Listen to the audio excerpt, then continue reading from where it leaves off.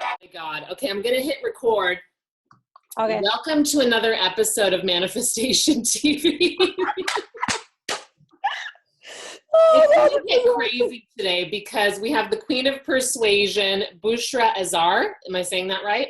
Yeah, and the Queen of Crazy. This isn't about Queen of And the Persuasion. Queen of Crazy, because probably jet lag, because probably kids, and being an entrepreneur. She insists that I have James Brown interview her today.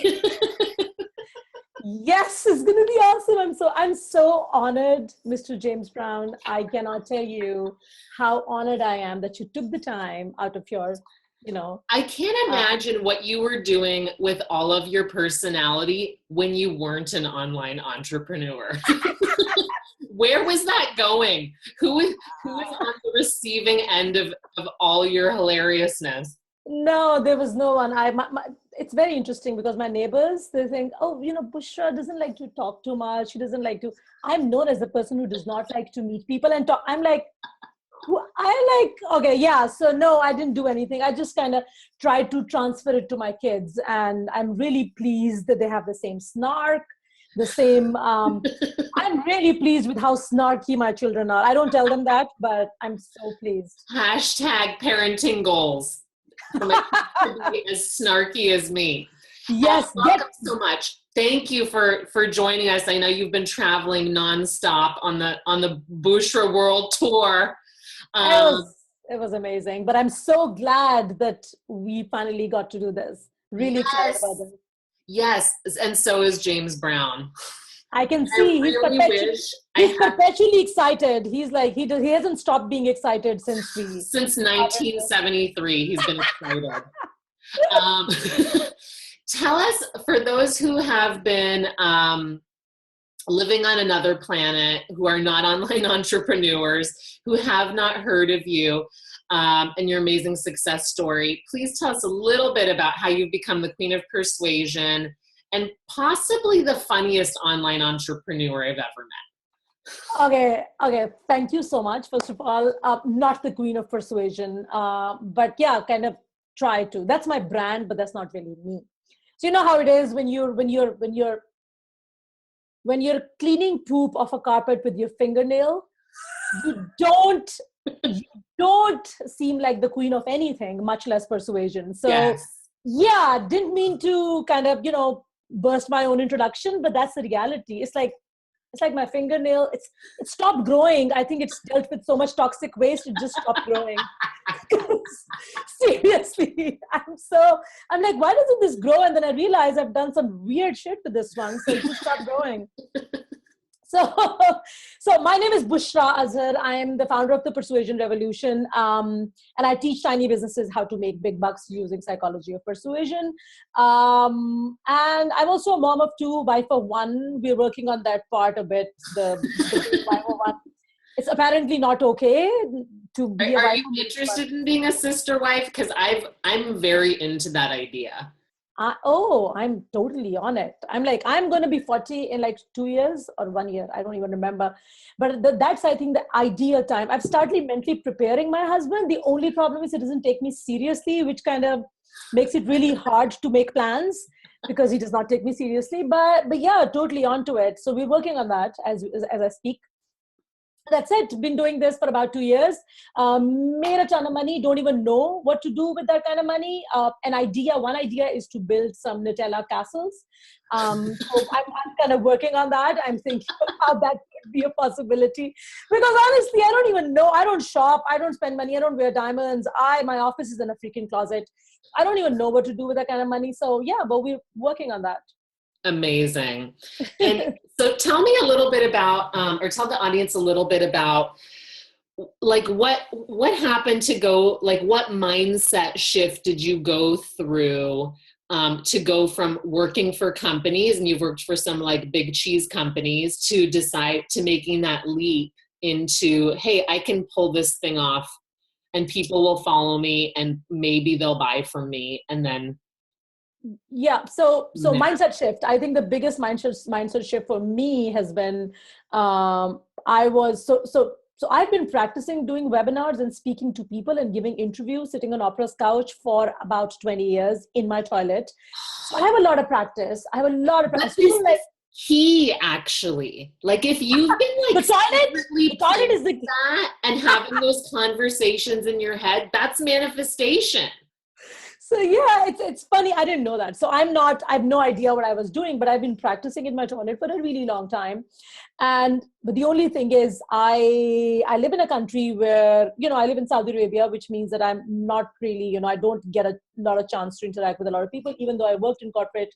There's only a limited number of people who would actually speak English and work with women. So there are all of those things. So when someone asked me this question once, what would you call an intention? What is an intention? So someone asked me this, and I said, I don't understand manifestation. I'm a very pragmatic person, but what I've always defined it as is it's a bet with yourself.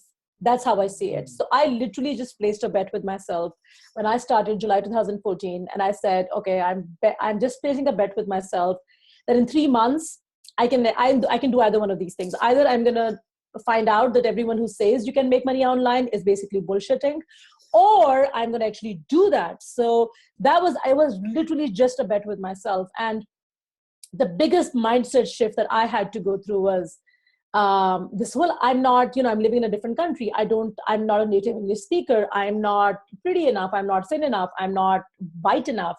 White people probably do not realize how much brown people like me look at them and they think, because my culture is obsessed. My culture is obsessed with white people.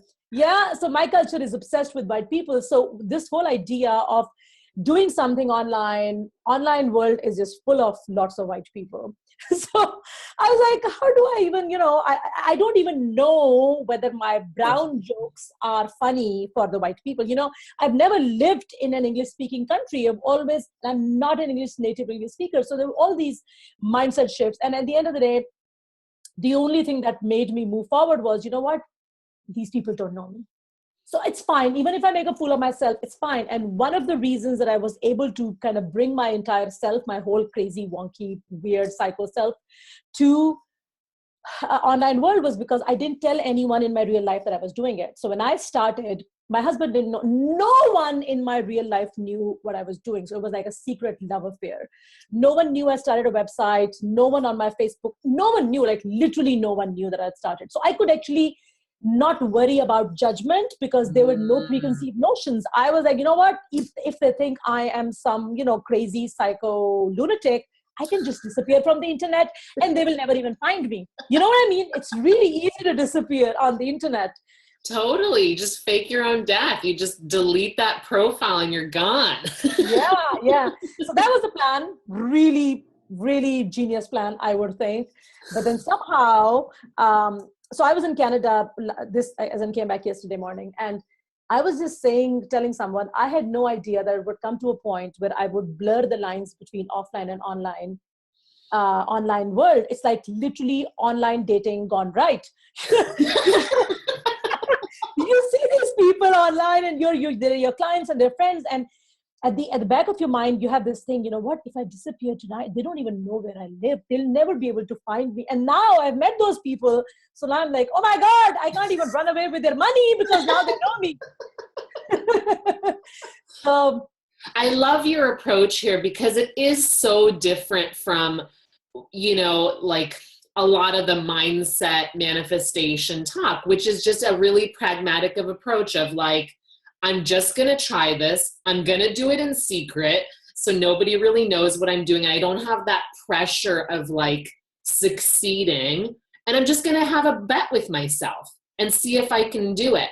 The kind of like predecessor to that for me is like, you had success somewhere else in your life that you had the balls to make that bet with yourself.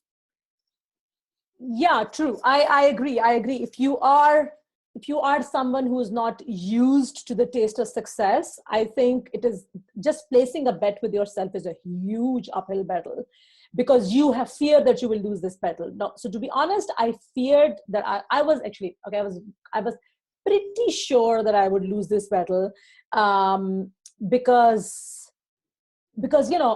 I thought I wasn't good enough for online. I think the mistake that I was making was I was thinking that somehow online world is different from offline world.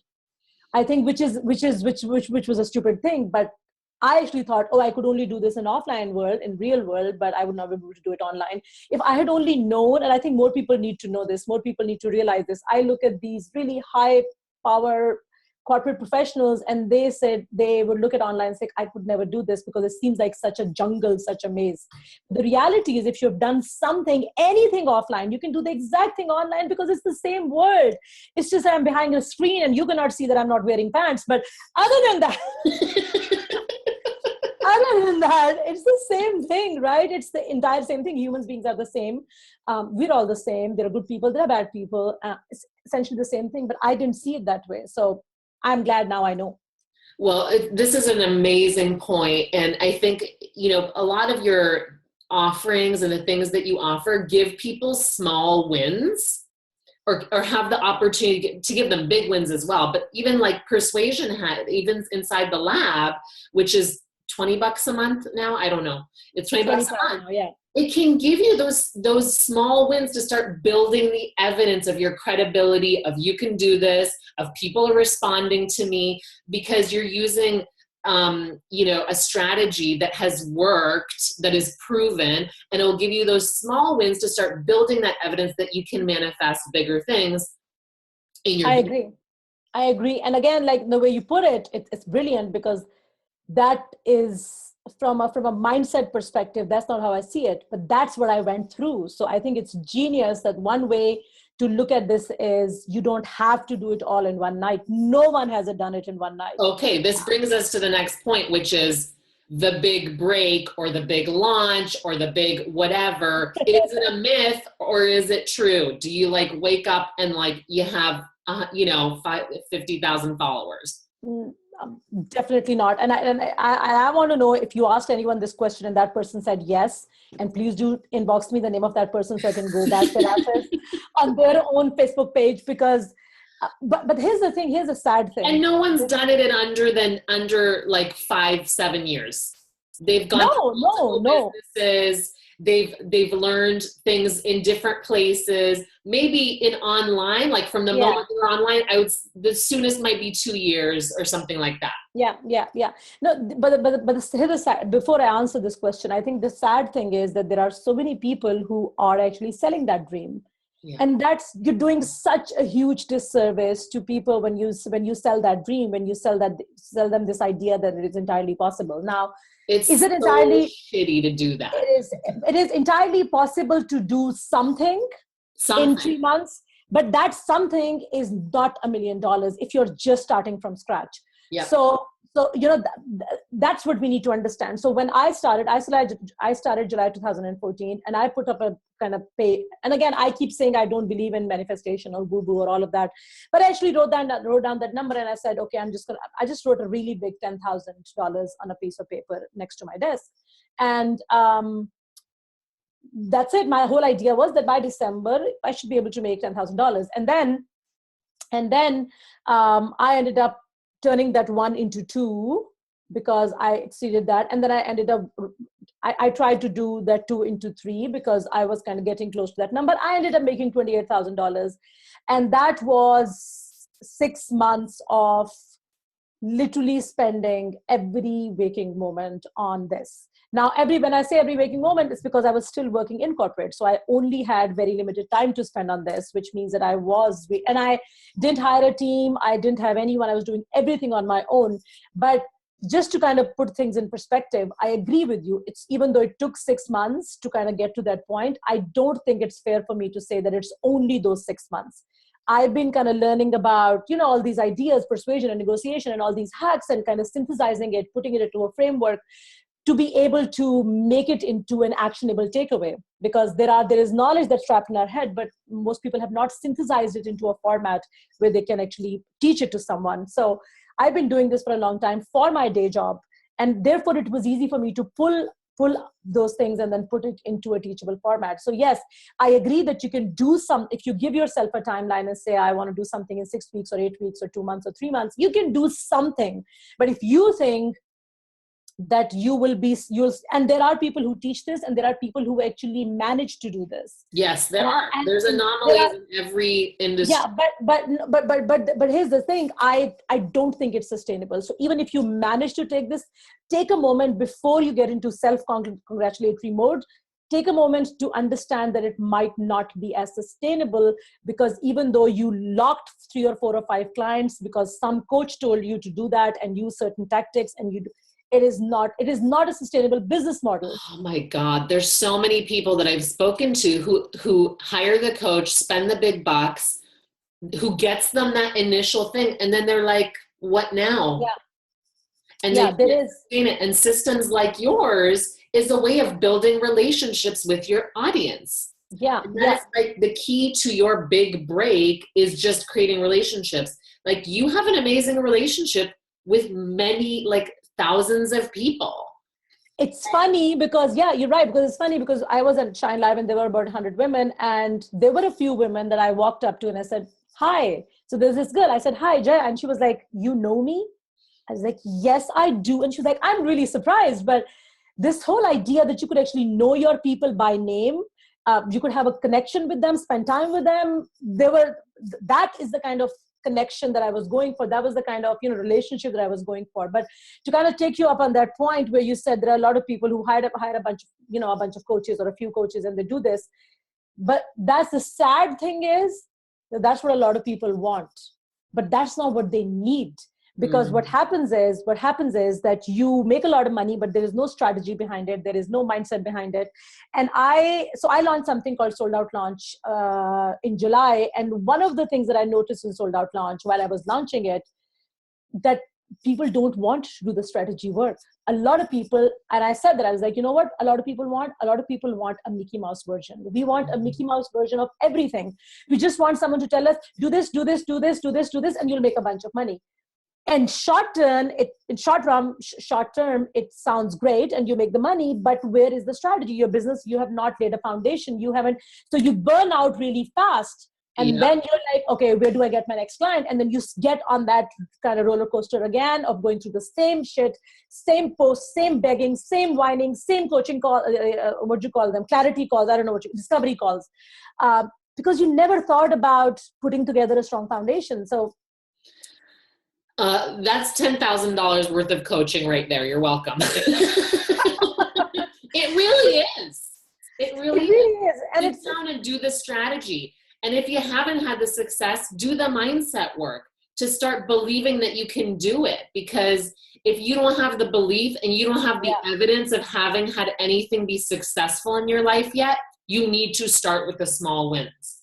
So I'm curious, and I bet a lot of the audience is curious too. Do you have any kind of like practice? I feel like I already know the answers, but do you have any? Actually, no, I'm going to surprise you. I am going to surprise the hell out of you.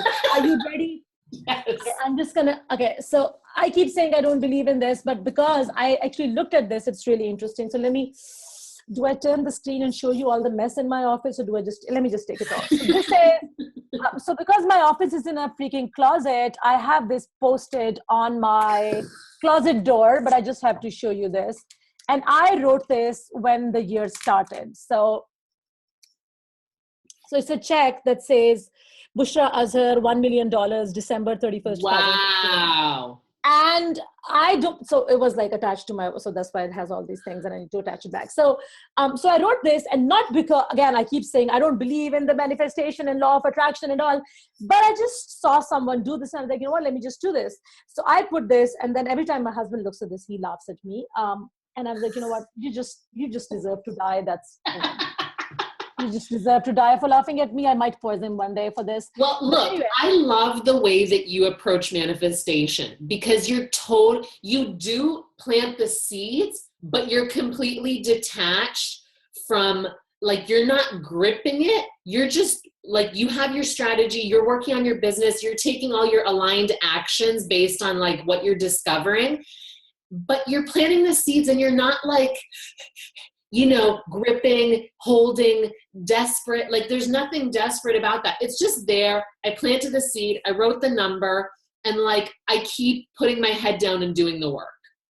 Yeah, and to kind of build on that, so just to give you, I agree with you, and I don't know what I'm doing consciously, but one of the things that came to me, for example, was that I've come pretty dang close to this number this year, and it was really easy for me to say, okay, October, November, December. Now I'm planning October, November. It was really easy for me to kind of get obsessed with. So I think I'm about at about 800K. I think about 800K. So it's really easy for me to say, oh my God, I need to get to that 1 million because I wrote the date and I need to do a launch. And I'm like, you know what? I just came back. I'm just going to chill for a bit. I was out for like 3 months. I missed my closet. I've been traveling for the last 3 months.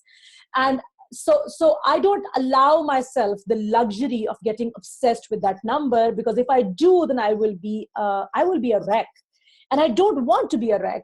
I am at about 800K. If I finish the year at 800K, that's brilliant. I've never made that kind of money. I want to build Nutella castles because I don't know what else to do with that kind of money. So that alone is a lot of money. So if I become obsessed with this, I would probably be up all night thinking, how do I reach that number? Because that number is some sort of a thing that I need to touch. And it takes you out of service too, of like, you stop focusing on the service piece of like what you want to offer. When you start focusing on those numbers too hard. That's absolutely true. You start getting into this, and it's a really shitty place to be in. The desperate place is a really shitty place to be in. So, yeah. Have you been there? What is your relationship to money been on this journey and in general? Because you seem to have a different approach to everything, and I'm guessing that you have such a playfulness, and I wonder that if you take that with money too, where you're not like where you treat it in your business anyway, it seems like you're kind of like sort of playful about it, like, let's see if I can hit this, let's see if I can. So for money, I have a very weird relationship with money, in the sense that I love making money, but I don't spend a lot of money, because I am not someone who is driven by money. Everyone has a different take, but I remember when I was in corporate and I would have to go, talk about a negotiation or all, I had to kind of coach myself into getting into a money kind of, I'm going to talk about money, because I'm not someone who's driven by money. Now, meeting that number, or meeting whatever number, or meeting a revenue goal, for me, that is an exciting thing. The idea of making that much money, something that is unattainable, because $1 million for me or for anyone is a freaking lot of money. So I love making money, but spending money does not excite me as much. And when I say spending money, then I would spend money in a heartbeat on, for example, great work, great skills. So if I hired someone, I would never, ever insult them by saying, oh, can we negotiate? No, I love spending money on people, but I'm not into jewelry, not into clothes. I don't like shopping. I'm not a spender as such. So my relationship with money has always been, let's see how much more I can make. But it's interesting, I don't even remember using any of my money. So my husband makes a lot of money. So if, for example, if you ask me, what did you do with all the money that you have made? I don't even know. Some of it, it's very interesting. You people will kill me for that. A lot of that money that I made for Sold Out Launch, it's still in PayPal. I didn't even withdraw it from PayPal to my bank account, because I'm like, what am I going to do with it? It's fine. Even if it's there, it's there. It doesn't matter. So just to give you an idea, I don't even know. I would just, use my card, my husband's card, whatever. But if you talk about my money, I don't even remember using it, because I don't know where to spend it. So one fine morning, my husband tells me, oh, I think I'm going to buy some real estate there or something. And I was like, you know what, go ahead and do it. So that is kind of interesting about me. So when I see all those people who post pictures of them doing fancy stuff and yachts and things, and I'm like, maybe I should do this just to pretend like I like spending money, but I don't. I'm sorry. I don't like spending money just for the heck of it or for shiny things. But that's just me. I think it's really interesting that you have this, because it's not common, right? It's not common in our industry to be so driven by just making the money and not by spending it and not by like I think that probably that's a big factor in your ability to make it. which is kind of, but Agnes, here's the interesting thing, and I'm because psychologically, the people who need the money need to get into your headspace. They need to get into the headspace of, I don't need the money, but I'm excited to make it. Yes. I think, but again, it's not like I'm consciously doing it. That's just who I am. But here's the thing. One perk of having a lot of money, and I keep saying a lot of money and it makes me sound really sleazy, but I have to say it. I swear to God, it's not because I promise. but just the fact that one perk of having money, okay, I've always had money, but one perk of having a lot of disposable money, let's put it this way, is that you don't have to say no ever, which means that I used to be, people they have, someone needs money, someone knows someone who needs money. We have a war situation now. We live in Saudi, so there's a war situation going on, which is a rich country basically bombing a poor country. So there are all those issues. And my own country, I come from a third world country. People live on less than $2 a day. So obviously there are all those situations where people would reach out to me or to my husband or to us and say, we need this. There used to be a point where we would be like, okay, so I'm going to help out 2 or 3 or 4 people. And then on the 5th one, I will need to take a step back and think, can I really do it? I can do it. Yeah, but it's too much. Now, nothing is too much. I'm at that point where literally nothing is too much. And I have about $100,000 just to give away. And that's amazing. Amazing. That's what I made in a year. Now that's the amount that I can give away. So if someone reaches to me and say, I want you to build a school, could you help me? I don't even have, I can just write them a check right off the bat. This part is like, it boggles my mind that I can do the ability. That's so beautiful. That is so beautiful. You should be like rubbing your computer screen so all of that kind of energy rubs off on you, audience. Seriously, because that's a feeling to aim for. That's a feeling to aim for. Like if you're going to choose a feeling to focus on, to create money, to make money, to like have drive for yourself, imagine having $100,000 just to give away to people who need it. So as an example, and I kind of don't want to build on it, but just an example. So there is a region in Pakistan where there is no drinking water. It's the middle of the desert. There is no drinking water. So my husband and I were watching news 3 months ago before I went to Pakistan. And they were showing a news report on how children 6 months old, they're dying because of either gastroenteritis, because the water is really contaminated, or dying of dehydration. And my husband and I looked at him and was like, it is shameful for us to be living in a day and age where our kids want everything that they see, and then there are children who are dying because there is no water. Of all the things, they're not asking for something, and they're asking for water. And basically I said, you know what, but I'm going to go to Pakistan this time. I'm just going to check for how much it costs to kind of dig a well. I went and I checked, and the lady who told me how much it cost, she was like, we typically take 15, 20 people and we pool the money. And I was like, you know what? I'm just going to send you a check. The ability to just send a check right away to get, to start digging a well, it'll be done in less than 3 months. To be able to do that just like that. And she was like, what? I was like, yeah, I'm just going to give you a check. You don't need to worry about getting 15, 20 people and then pooling the money and then going in and wait like 6 months. That was unbelievable to see a news report and to be able to do something about it, because we see news and we're like, oh, I wish someone could help them. I've always done it. But just this idea that you can actually, that kills me. That slays me. That's incredible. And now you've created a vehicle for other people to make that kind of money in their business so they can create those kinds of opportunities for other people.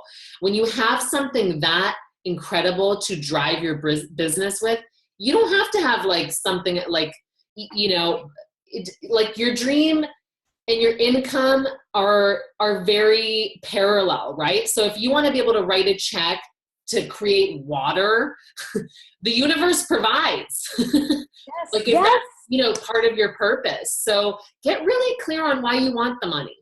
And not to say that you can't spend on yourself and you shouldn't spend on yourself, but like, think about what you could do, and maybe the universe will like ante up to your dreams. Absolutely. That's an amazing share. So we'll just wrap up here. Do you have any, before I get to the juicy question, what's one piece of advice to the people who are in the struggle right now, and you've seen them and they're trying to like get it going and their gears are just not taking off? What's one thing you would say to them? So I would say give yourself a deadline and place a bet with yourself, because that's what I did. And that's what I do every single time. So no one in my family indulges me. So if I go to my husband, and I have tried that in July of last year, I went to my husband and was like, you know what, this month I'm going to make 50,000. And he was like, okay, that's it. He doesn't even indulge. He doesn't even indulge me. No, oh, you go girl, you can do it. That's it. He was like, okay. And then I made the money, and then I went up to him and was like, you know what? I made about $65,000 this month. Remember, I told you I'm going to make 50. And he was like, okay, good. That's it. And I don't care. I don't have to worry about it, because I can. You'd get more from James Brown if you told. Yes. But that's who he is, he's not a very enthusiastic, he's not the kind of person. So it would be unfair of me to expect him to go, oh my God, you're awesome. He doesn't do it. He never did it. He doesn't do it. So I'm just going to be my cheerleader myself. I'm going to place a bet with myself, and I'm going to go and do it. But looking at him and expecting him to hold the pom sum, he's not that kind of a person. He supports me fully, but he would never do it. So I think one of the mistakes that people make, a lot of mistakes, is that they look at others to support them. And I see a lot of, oh, my spouse doesn't support. What kind of support are you looking for? You should be your biggest supporter. So I would just place a bet with myself and say, in 3 months, I am going to do this, or I'm going to eat a live cockroach. Whatever, just place a bet on your on TV. And if you plan on placing that bet, please post inside 60-second persuasion so we can see you. Okay, yeah, maybe I can do that. I don't know. I don't know what would allow me to do that. I think maybe I can raise money for a cause, because that would be fun. Thank you for the idea. Yeah, maybe this is a new challenge for your group, is to have like place a bet for the fourth quarter. What are you going to do? Or else, what are you going to do? Yeah, that's something we kind of do for Sold Out Launch. But yeah, I think we can do it in the group as well. But here's the thing, just place a bet with yourself. You don't need to tell anyone else. You don't need to worry about whether the other person is not supporting you. Just place a bet with yourself. Do it on your own. And at the end of the day, you need to just be, and even if you lose that bet, it's no big deal. Here's the thing. The good thing about placing bets with yourself is that you need to also show a little bit of compassion to yourself. It's okay. It's okay. We need to be a little bit more I don't think we are compassionate enough to ourselves. Mm-hmm. I am not. You immediately get into, oh, I'm a loser, I would never be able to do this. But just take a playful approach, place a bet.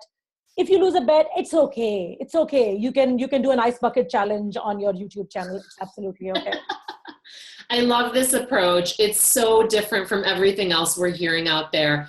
I urge you to find Bushra, get into any of her programs, and you will start to see returns. In my copywriting business, when I was doing heavy copywriting, I used so much of Bushra's influence to make other people millions of dollars. So I'm looking forward to doing that for myself now as a mindset coach, but her stuff really, really works. It's like the real deal. So please tell us what's coming up. I know you have a podcast coming out tomorrow?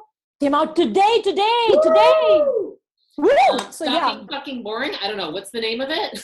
No, it's called The Persuasion Show. It's The Persuasion Show. I'm trying to keep it. Yeah, I'm trying to keep it because my parents want to listen on everything. Yeah, it's PG. I don't think it's not that PG, but yeah, my introduction basically says she's the giver of zero fucks. So I don't think it's that PG, but I'm hoping. Yeah, Bushra is the basher of poopy people and giver of zero fucks. That's what my introduction is. So I don't think it's very PG, but I'm trying to keep it to a minimum. So yeah, it's called The Persuasion Show, thepersuasionshow.com. I would love for you to check it out. That's kind of something that I wanted to. Again, it's a bet. It's a bet that I placed with myself because I look at all those people doing podcasts and, getting all. So I place a bet with myself, or let's see if I can do it. So it's just a And bet. you're so funny that it's probably worth the listen just for a laugh. Never mind all the strategic training you subconsciously get by listening to Bushra. What is it? Persuasion? The Persuasion Show. The Persuasion Show.com. Yeah. Okay, so listen to the podcast. She also has a giveaway to the first 100 people who review the podcast. So get on that, get in her funnel, get in her group, 60-second persuasion. Your life will never be the same. Thank you so much for today. Thank you You're so amazing. much for having me. This was so fun and not painful at all. Yay! Thank you, Agnes. High five. It's because we brought the JB. High five. Yes, the JB. hi, JB. So much love to you. Mwah. Thank you. Thank you so much, darling, for having me.